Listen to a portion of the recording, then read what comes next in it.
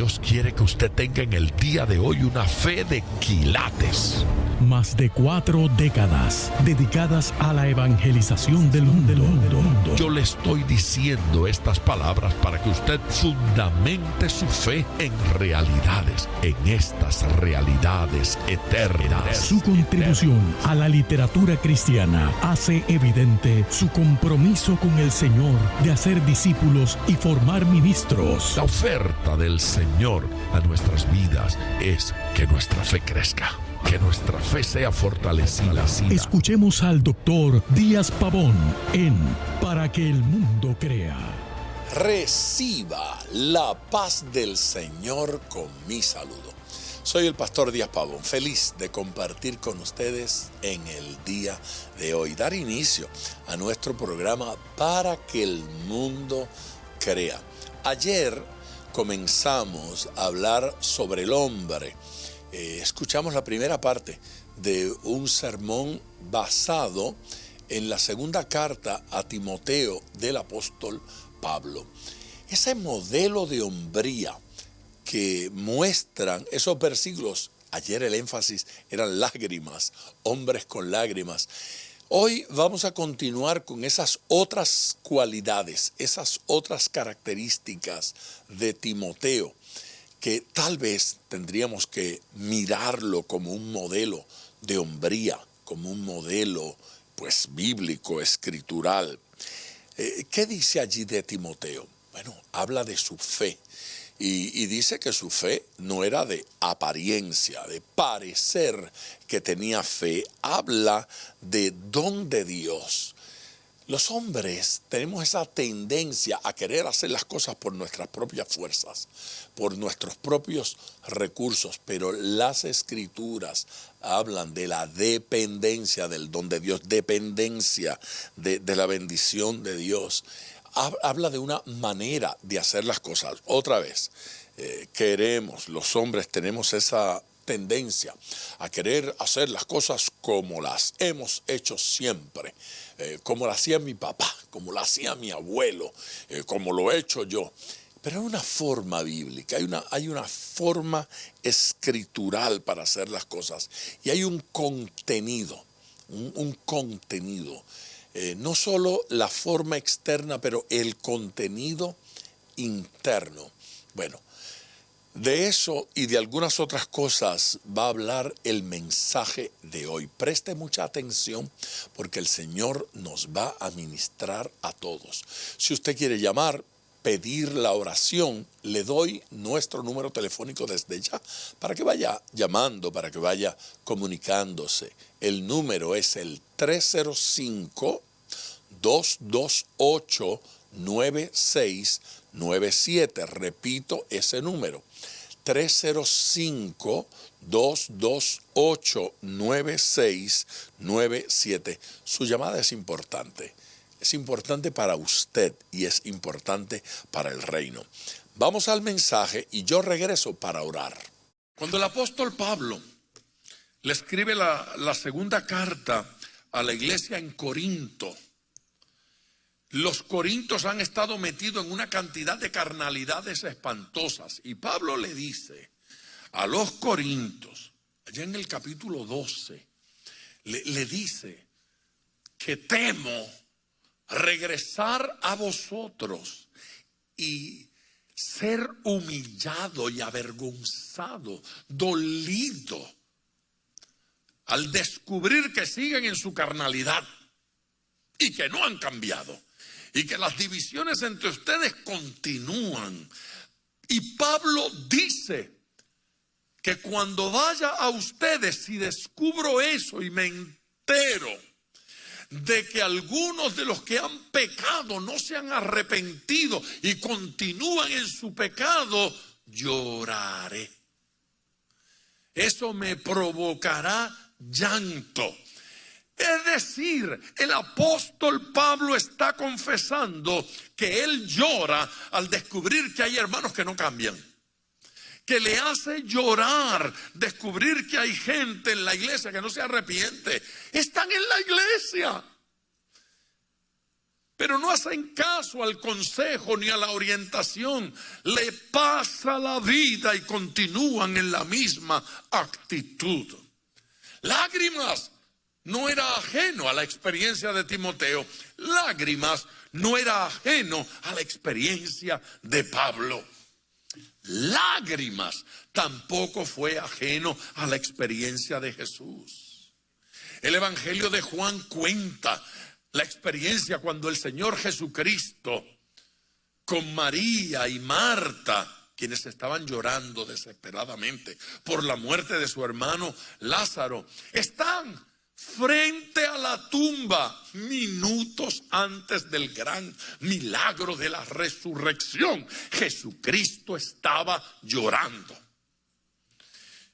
Yo no sé cuánto pueden inventar una justificación teológica para esto, pero lo cierto es que Jesús está ante la tumba de su amigo, de su gran amigo. Es interesante.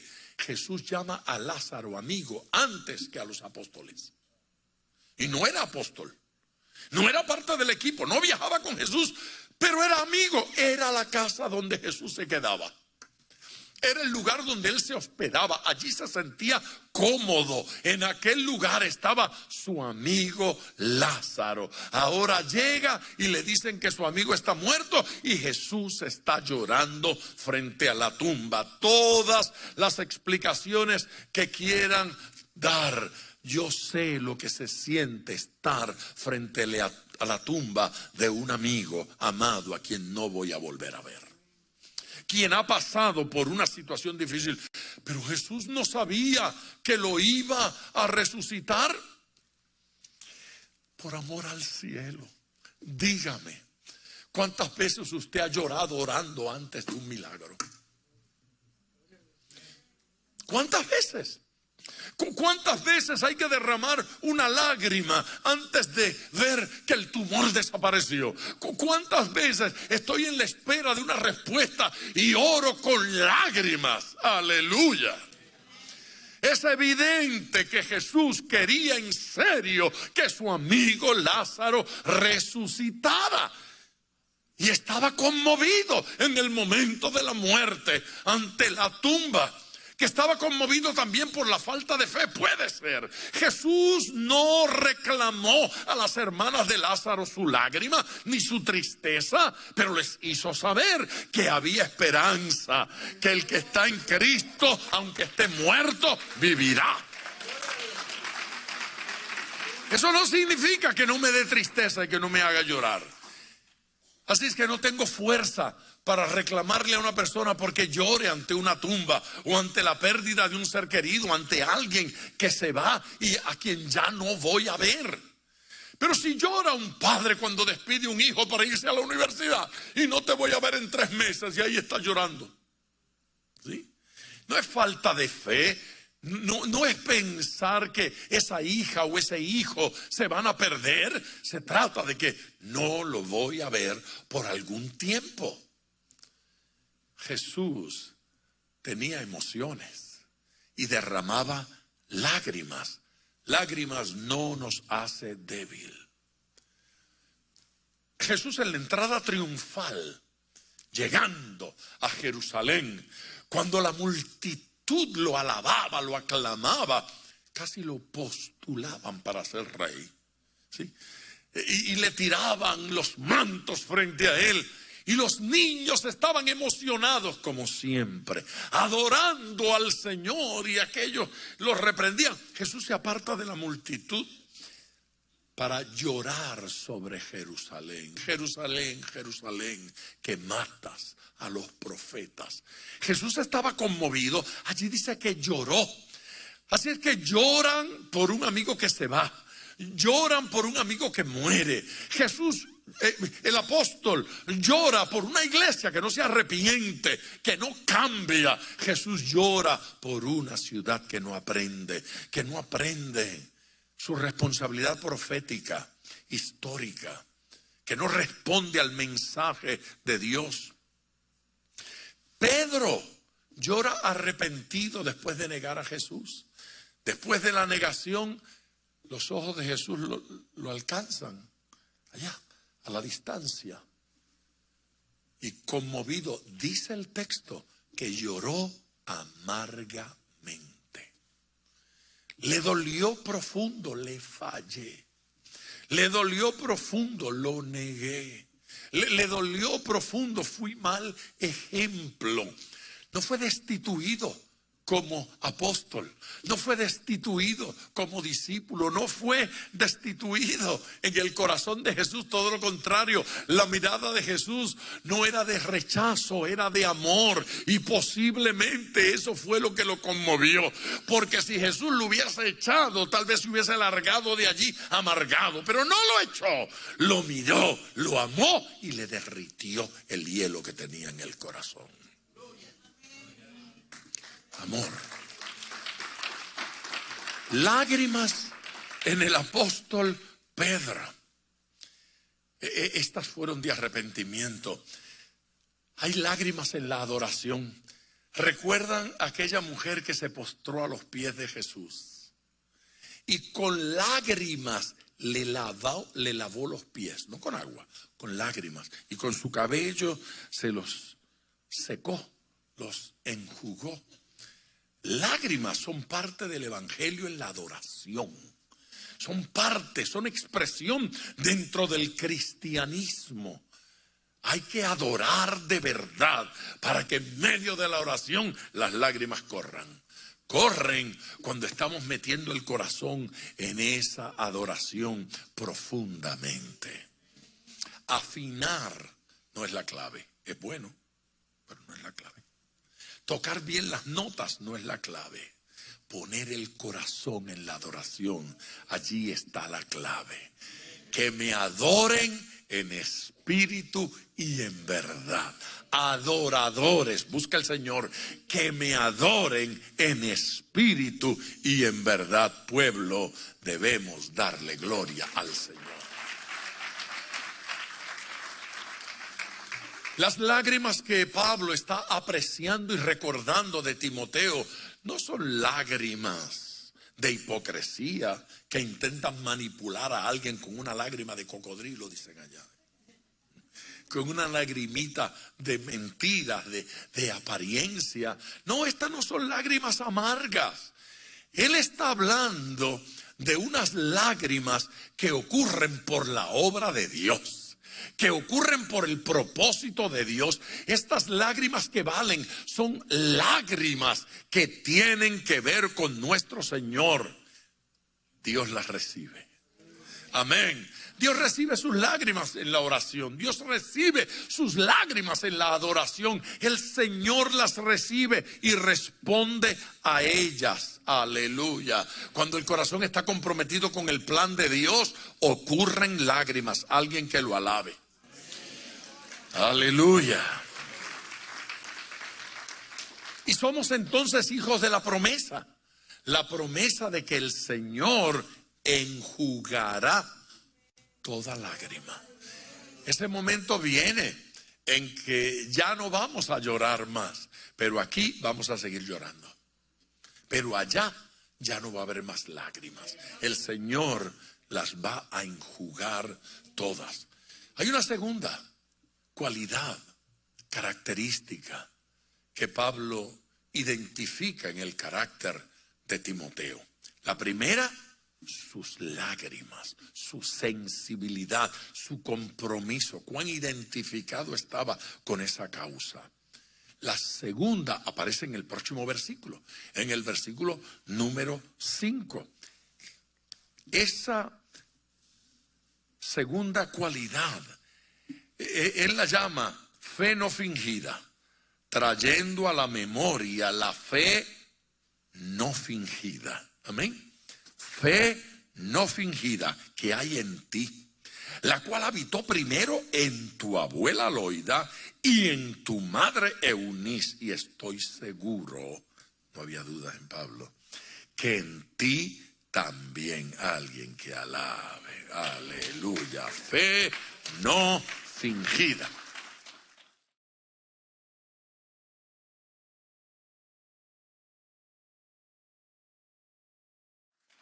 no estamos hablando de apariencia de fe. Estamos hablando de convicción real. No estamos hablando de fe heredada.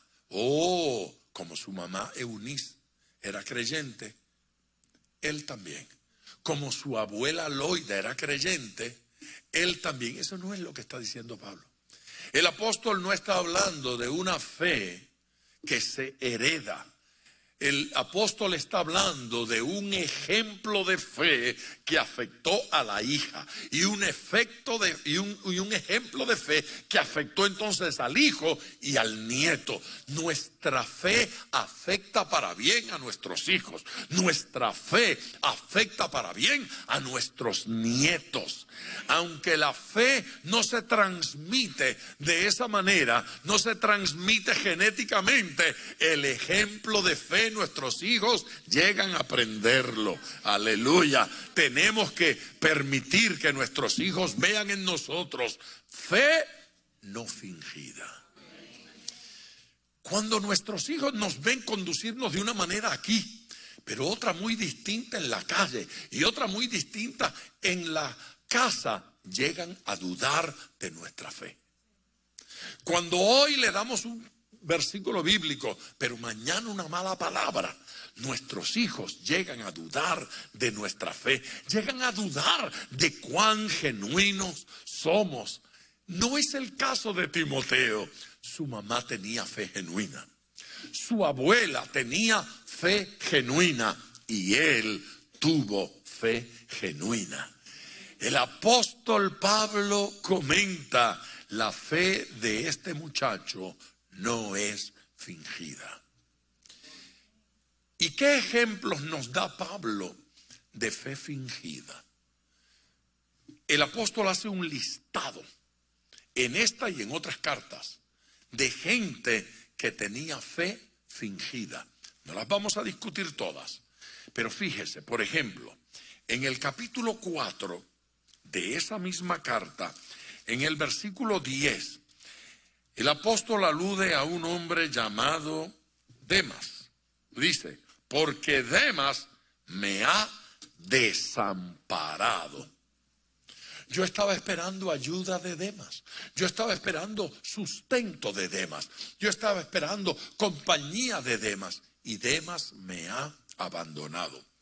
Interesante. El caso de Demas en particular, no se trata de que se fue a adorar a otros dioses. No se trata de que Demas decidió involucrarse en una vida pecaminosa. Se trata de que a Demas llegó a parecerle que el ministerio de Pablo era muy difícil. Es decir, a cuando no lo tienen arrestado, lo están buscando. Y es muy fácil cuando uno solicita membresía a un ministerio y pregunta: ¿cuánto paga la plaza? Alabe si puede. ¿Y cuánto pagan por participar en ese trabajo? ¿Cuánto le pagan al coordinador de campaña? Ese no es el caso. Esta gente, sin preguntar cuánto pagaban, iban con el apóstol, y Pablo dice que estas manos para sostenernos, es decir, había una sola cosa garantizada: sustento. Sustento. No se enriquecían con el ministerio. Alabe. Amén. Amén. Pero Demas, que se embarcó con Pablo en el ministerio, después de un tiempo le pareció muy duro. Entonces recordó Demas, ¿sí? Recordó que él tenía una casa y una familia y unos padres, y que había buena comida y que se estaba mejor allá. Entonces fue donde Pablo y le dijo: hermano Pablo, yo creo que yo... Y Pablo tronó: cobarde, sinvergüenza, mira, bandolero, ¿cómo tú vas a abandonar? Pero Demas ya había comprado el pasaje por América. Se regresó. No se trató de pecado, Pero Pablo está incómodo, Pablo está molesto, Pablo lo suma al grupo de fe fingida. ¿Dónde está la convicción de este cobarde? Eso mismo había sucedido con otro, Juan Marcos. Juan Marcos fue la razón por la cual Pablo y Bernabé se separaron. A Juan Marcos le pareció que el ministerio estaba muy difícil y que yo no puedo seguir en esto. Y que, ay no, Pablo, aquí hay mucho chismoso. ¿Cuántos oyeron esto? Es que aquí hay gente muy quejosa, yo voy a dejar esto. Que quisieron distanciarse y Pablo tronó contra Juan Marcos y lo echó y dijo, aquí no lo quiero. Y luego cuando Marcos quería entonces seguir, Pablo dijo, no, por cobardongo que es. Esa palabra en hebreo es difícil de entender. Y lo dejó. Y Bernabé dijo, bueno, es verdad que el muchacho actuó mal, pero ahora se ha corregido. Y yo lo quiero mantener en el equipo. Y Pablo dijo, no. Bernabé y Pablo se enojaron y se distanciaron. Y Bernabé se fue por un lado y Pablo se fue por el otro. Bernabé se llevó al muchacho y lo discipuló y lo ayudó y lo levantó. Y luego Pablo, viendo el fruto de la vida de Juan Marcos, entonces dijo, en otro tiempo, este muchachito, yo dije que él era, pero ahora reconozco que realmente Dios ha hecho una obra. Sí. En una palabra, Bernabé tenía razón. Pero no estamos diciendo que no hubo culpa en Juan Marcos o en Demas. Lo cierto es que ese Juan Marcos es el que escribe el Evangelio según Marcos. Así que ese maravilloso evangelio se debe a un muchacho que no siempre fue lo mejor, pero que se corrigió y se orientó. Amén. El apóstol aprecia la fe no fingida. Y nosotros tenemos la historia de Alejandro el calderero. ¿Recuerdan?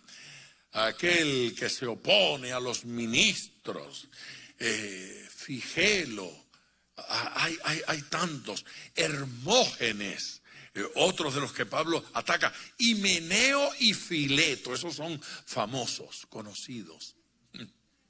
Sí. Y en las distintas iglesias, y no solo Pablo, el apóstol Juan también habla de algunos y señala los defectos de ciertos líderes que con hipocresía manipulan el ambiente. Fe no fingida había en el corazón de Timoteo. Fe no fingida, fe genuina, fe auténtica. Así es que el apóstol Pablo habla de una cualidad que había en Timoteo. Él sabía llorar. Había una segunda cualidad. Su fe era genuina. Su fe era auténtica. Amén. Y luego habla de algo más. Vaya conmigo, por favor. Próximo versículo. El versículo número 6.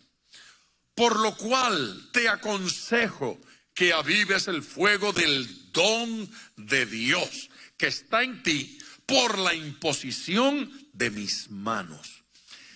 El don de Dios que está en ti. Los hombres de Dios han recibido un don de Dios. Las hijas de Dios han recibido un don de Dios. Todo creyente puede apreciar que en sí hay una cualidad, una característica, un dote de Dios para ser usado por el Señor. Aleluya. Estos cobardes dieron la espalda al apóstol, dieron la espalda al ministerio, se regresaron a la casa cómoda, abandonaron la tarea. Es que hay aquí gente incómoda, es que no me pagan como se debe, es que hay muchos problemas, y entonces tiraron la toalla y salieron corriendo. Pero Pablo le dice a Timoteo, el don que está en ti, tienes que avivarlo. Le está diciendo, el carbón está encendido, pero sóplalo para que se levante la llama. Sóplalo para que alcance a otros. No le dice, espera que los hermanos te aviven. No le dice, yo te voy a avivar cuando te vea. No le dice, Dios te va a avivar. Le dice, tú tienes que avivar el don. El fuego del don es tu responsabilidad. Allí no dice, espera que te llamen, espera que te pongan, espera que te nombre. Allí dice, no descuides el don que hay en ti, avívalo. Es mi responsabilidad. No puedo esperar por nadie. Acción voluntaria, acción intensa, acción para bendecir, no para exhibirme, para bendecir, para ayudar, para ministrar a otros. ¿Cuántos dicen amén?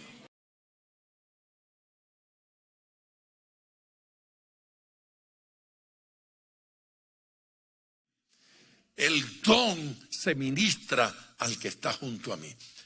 José no espera salir de la cárcel para ministrar. Gracias a que fluía en el Espíritu en la cárcel. Ay, Señor, si tú me sacas de aquí, yo ministro. Señor, si tú me sacas de la cárcel, yo predico. Señor, si tú me prosperas, yo hago. Eso no fue lo que dijo José. Allí en la prisión bendijo. Y fluir en el Espíritu de esa manera le granjeó la salida finalmente. Amén. Así es que fíjense, José fue fiel en la casa de su padre, con sus hermanos los hipócritas chismosos, en el hueco cuando lo tiraron, en la casa de Potifar, en la cárcel. Amén.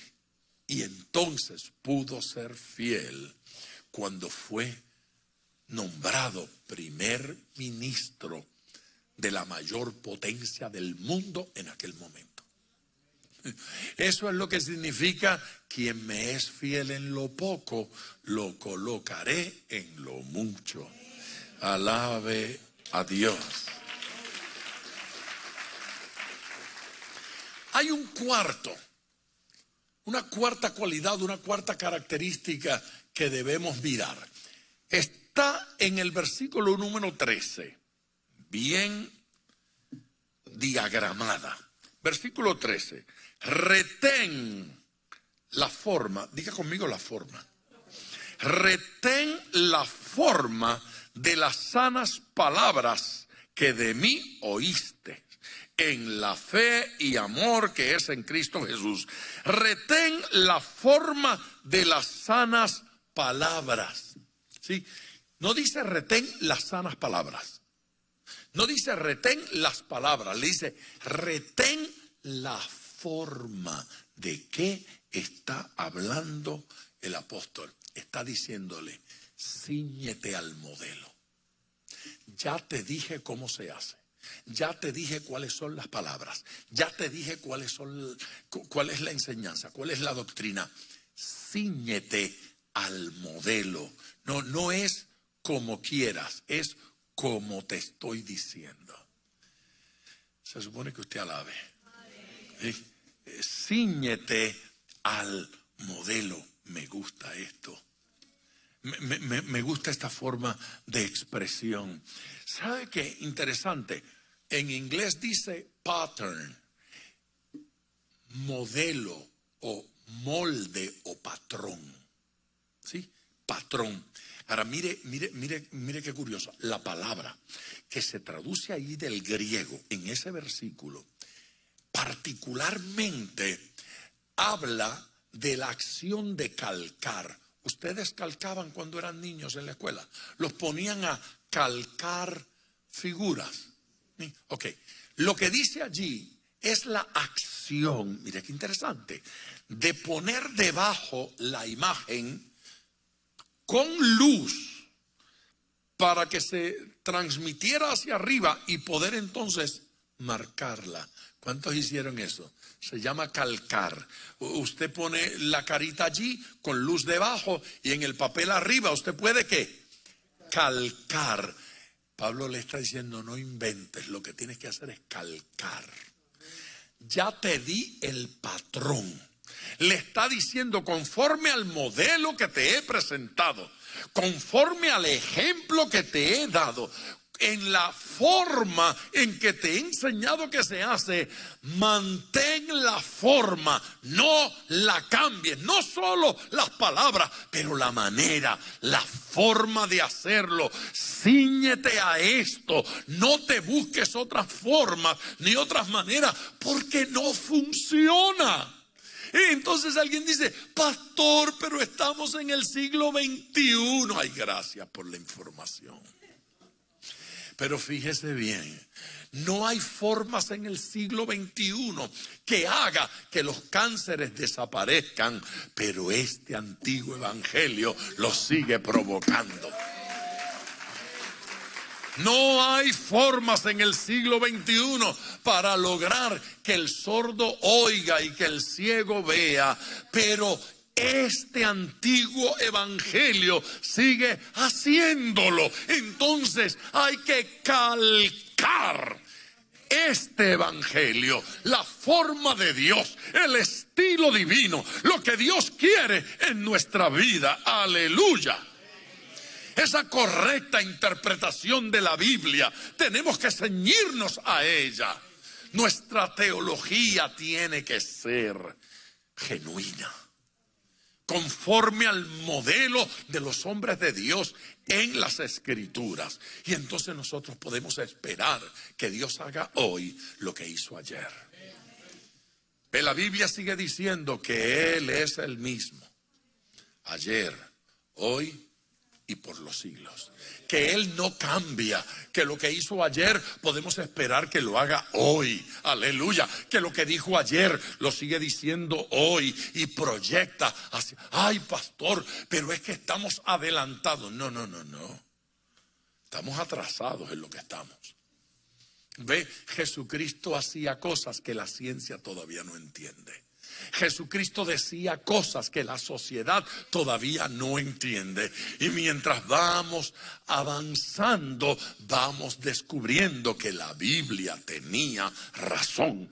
Que lo que el Señor dijo era absolutamente cierto. Y hoy podemos decir con el apóstol Pablo, porque no me avergüenzo del Evangelio. Finalmente, el versículo 14 nos da el quinto elemento.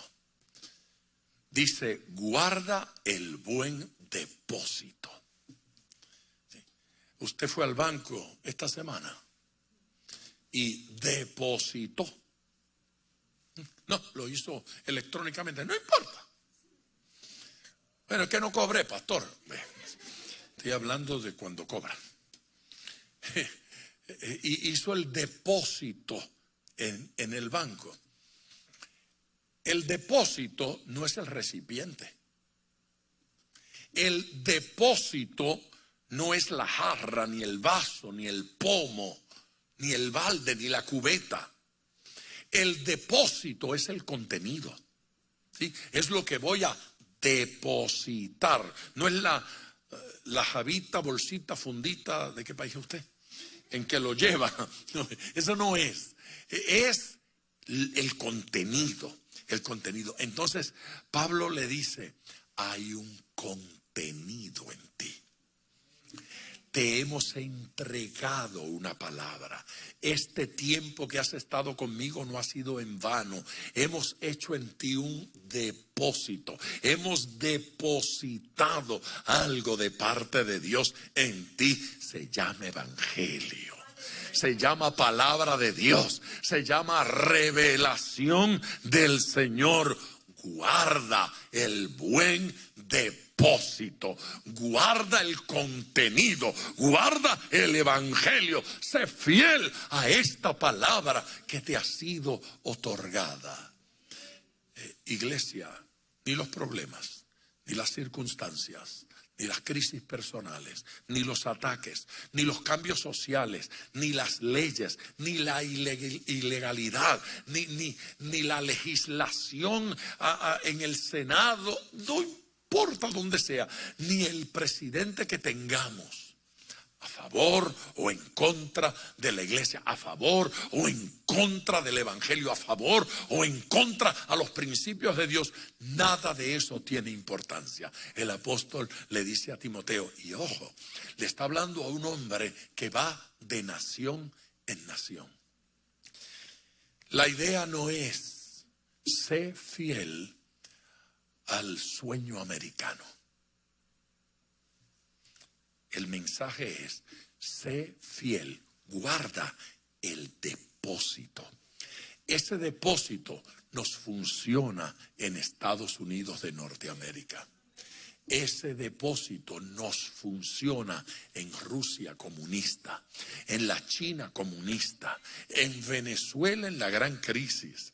Nos funciona en Chile con Pinochet, después de Pinochet. Nos funciona en Argentina, nos funciona en Canadá, en Inglaterra, en España, en Alemania, con muro, sin muro, me refiero al de allá. Nos funciona en cualquier lugar. Es el depósito de Dios. Es bueno en Ecuador y en Colombia y en Perú. El depósito de Dios. No tiene que ver nada con las formas de los hombres, ni de los estilos de sociedades o de naciones. Este depósito, el evangelio de nuestro Señor Jesucristo, cambia gente, transforma vidas. ¡Aleluya! ¡Aleluya! Este depósito tiene que ser guardado y apreciado por nosotros.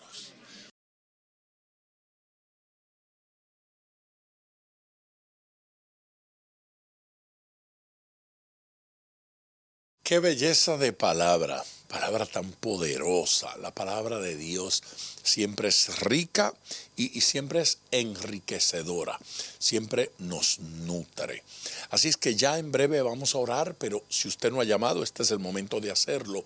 Llame ahora. Comparta su petición, comparta su urgencia, comparta su necesidad. Quiero orar con usted. 305-228-9697. Es importante su llamada.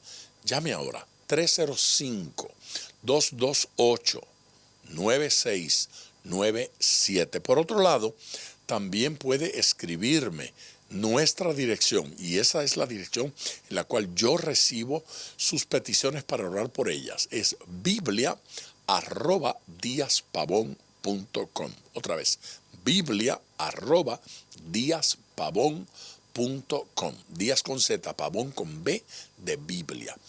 Escríbame y hágame saber cuál es esa necesidad por la cual usted quiere que oremos. Padre eterno, gracias por toda la gente que se está comunicando y por aquellos, Señor, que escuchan a la distancia y aunque no se pueden comunicar, tienen una petición, una necesidad. Yo oro, Señor Jesús, para que toda necesidad sea suplida, para que toda necesidad sea provista. Tu gracia, tu bendición fluya, alcance, ministre a cada urgencia. Padre eterno, por tu poder hazlo, por tu poder interven, por tu poder glorifícate, Señor Santo, a fin de que toda necesidad sea suplida, toda necesidad sea provista por ti. Señor Jesucristo, manifiesta tu poder y manifiesta tu gracia, de tal manera que este pueblo te experimente y experimente nueva vida en ti, nueva vida en Cristo.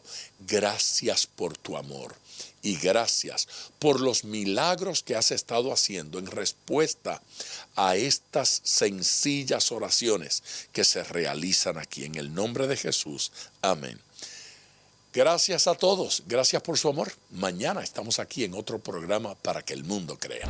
Gracias por sintonizar Para que el mundo crea con el Dr. Díaz Pavón. Nuestro ministerio desea brindarle acceso a este programa descargando gratuitamente la aplicación DPM Radio. Para oración, comuníquenos su necesidad llamando al 305-228-9697. 305-228-9697 o en las redes Facebook e Instagram bajo Díaz Pavón Ministries.